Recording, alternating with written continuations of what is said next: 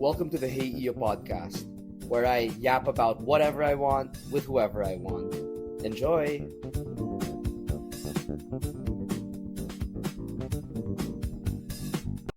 So let's talk about this Senate vote. No, I think it's a very important matter to address. The Senate today had a session wherein they voted on two motions. No, the first motion was filed by Senator Marcoleta, and he proposed that the Senate motion to archive the impeachment case of Vice President Sara Duterte. And this was countered by Senator Tito Soto's motion to, I guess, table the motion of Senator Marcoleta kasi wala pang decision yung korte on the motion for reconsideration on the case of VP Sara.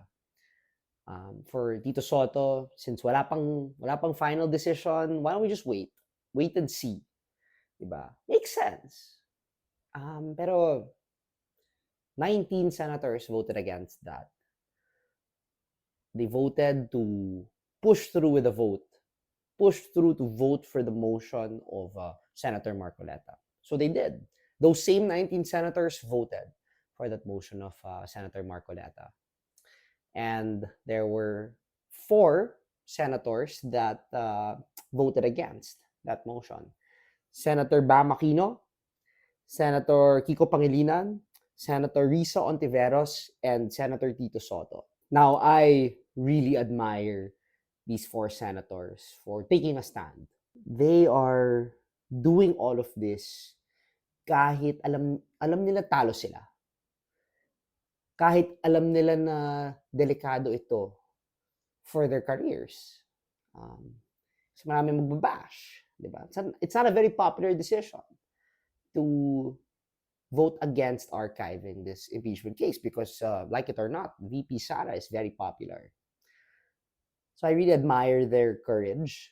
I admire their firmness, how firm they are with their beliefs, how willing they are to stand up to their principles. That's admirable.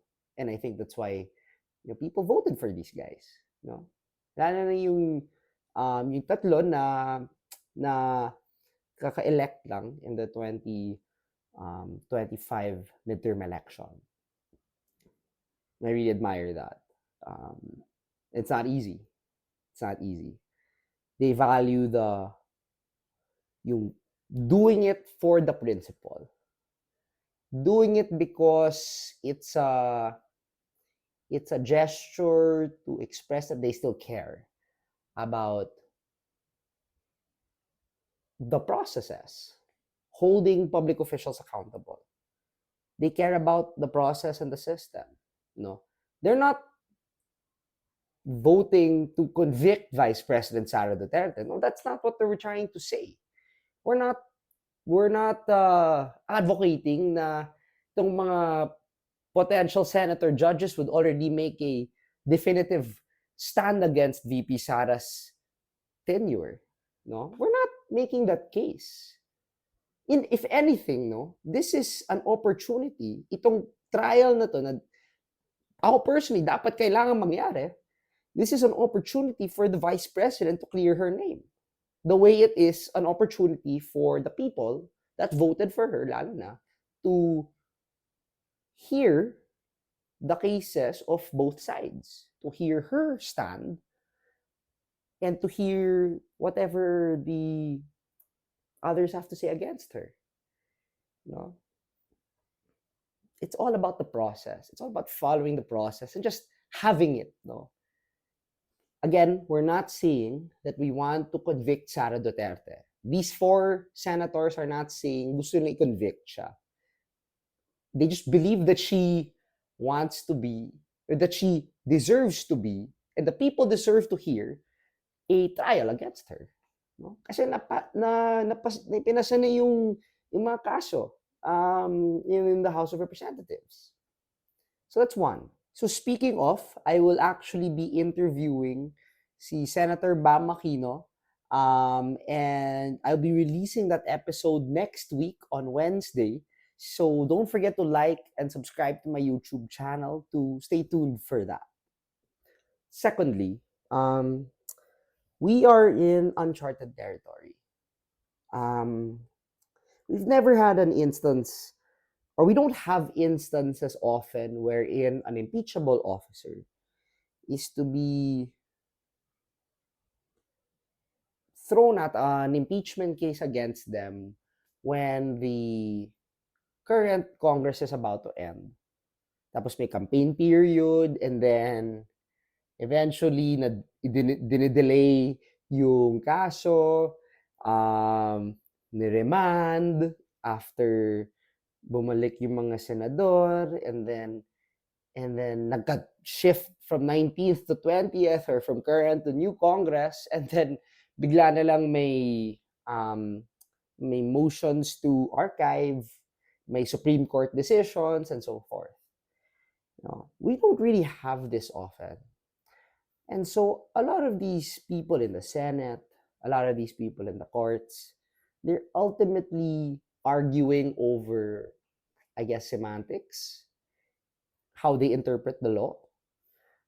That's why they're able to come up with a lot of these things, a lot of these decisions. No, they're able to determine what filed cases constitute, or rather break or do not break the 1 year bar rule, for instance. No? A lot of these definitions are made on the spot when these government bodies are trying to, make sense of what's going on. You'd expect, no? Wouldn't it be nice for these bodies, you're trying to make sense of what new things are happening? Wouldn't it be nice for these bodies to make decisions based on principle, based on the principle to hold public officials accountable? Simple. And this uncertainty also extends to what happens after we live in the miraculous scenario wherein the court decides, okay, Senate, you can now vote. We approve your MR. You can now proceed to convene the impeachment court. What's the Senate gonna do? No? Syempre, if you're talking about archiving a case, then you can just unarchive it, di ba? Or so you think, no? Can you unarchive it? Or will the Senate unarchive it? Will they even hold a vote to do so? Another question you have in mind is, should they even hold a vote? If the court says you can proceed to convene, we grant the MR, then what's the move? Should there be a vote? Should there not be a vote? Should it just be a default unarchiving ng Senado? There's a lot of uncertainty there.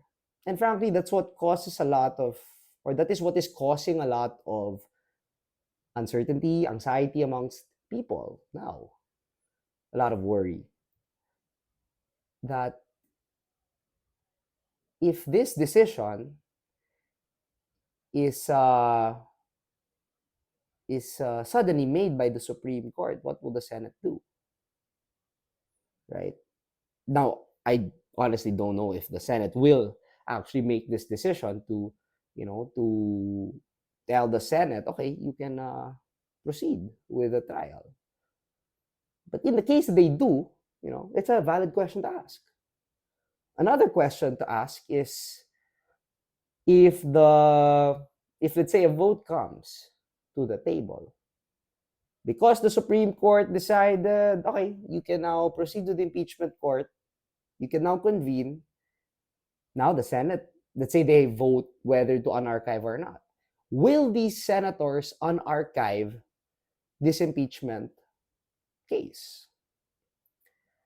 Now, their logic in this instance is yung 19 senators rather that voted to archive the case. Yung logic nila is, let's follow the Supreme Court.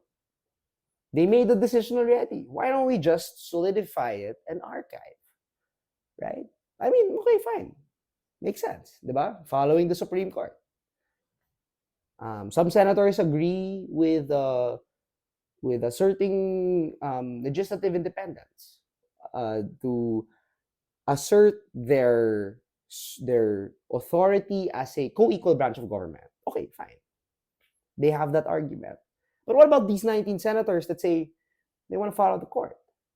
If this motion to unarchive comes to a vote, assuming the Supreme Court decides to allow the Senate to proceed with the trial, will these 19 senators, the same 19 senators that support the upholding of the Supreme Court's decision, will they vote again to unarchive?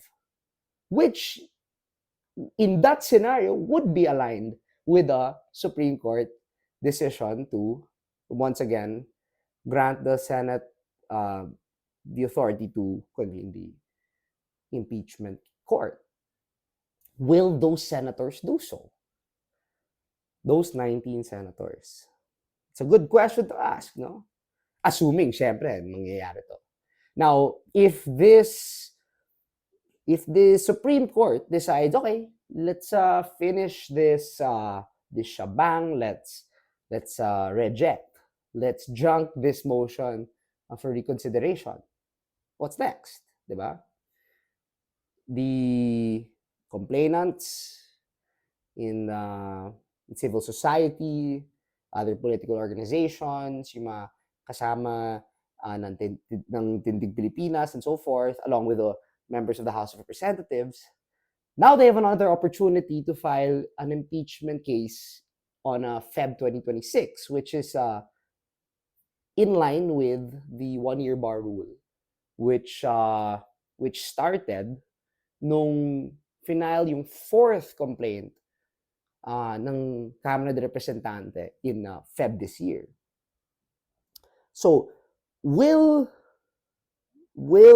these officials, the complainants, will they do anything different? Because feeling ko kailangan may, smoother coordination and all that. It's a different Congress din eh. You don't know. It's a different Congress that we had on the 19th that filed this impeachment case, this fourth impeachment case. That's going to be different from the current composition we have in the 20th House of Representatives. So how they conduct themselves now? I mean, what will they do differently? I think that's a good question to ask.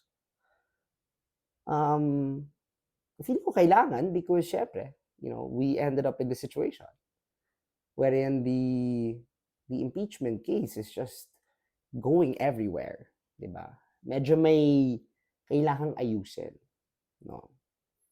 So how is that going to play out? And another thing is how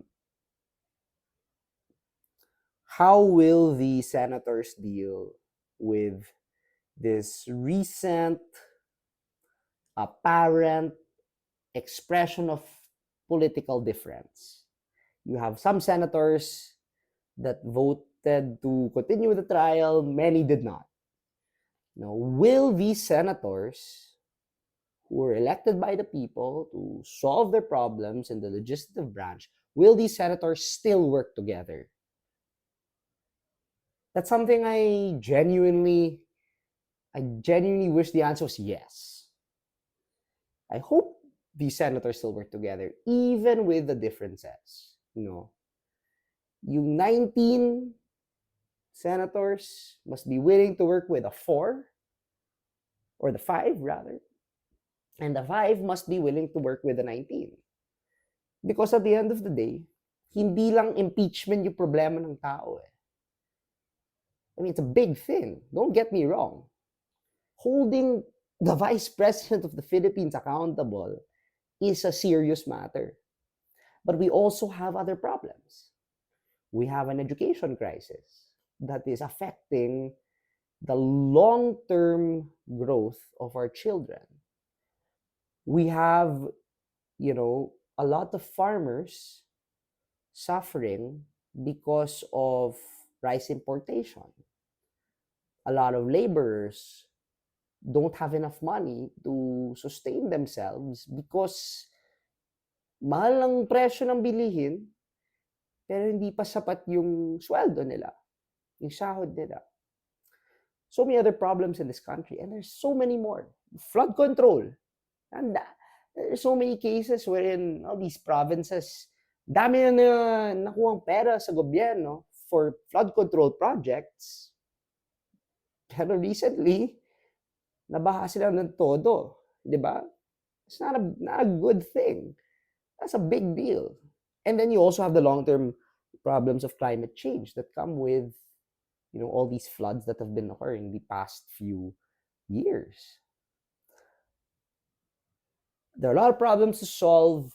These senators were elected to solve these problems. Hopefully, all these senators will figure out a way to work together, even with these political differences. Ayun, so that's my monologue, guys. Sana nag-enjoy kayo. Sana you learned something, or I don't know if you can consider me an expert, pero I'm just a kid. I'm just a curious kid. Gaya ko sa Senado kanina, I wanted to learn some things about this process of holding officials accountable. Hopefully, this video enabled you to ask questions. Sana napaisip kayo na tama ba yung ginagawa ng gobyerno natin? Ano yung mga patakaran na kailangan nilang sundin na hindi nila sinusundan? Right? Hopefully, this video enables you to question a lot of decisions that are being made right now in your government. And catch Senator Bam Aquino next week, next Wednesday, August 13, as I interview him on so many things.